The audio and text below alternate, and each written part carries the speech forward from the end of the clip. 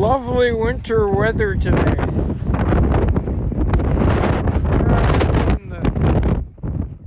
Feeding some silage. Well, it's kind of sloppy out here. Wet snow.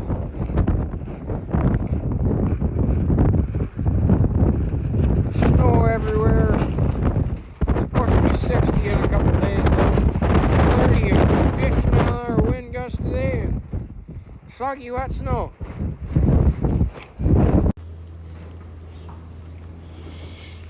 Heifers, they're all in the barn here getting some silage.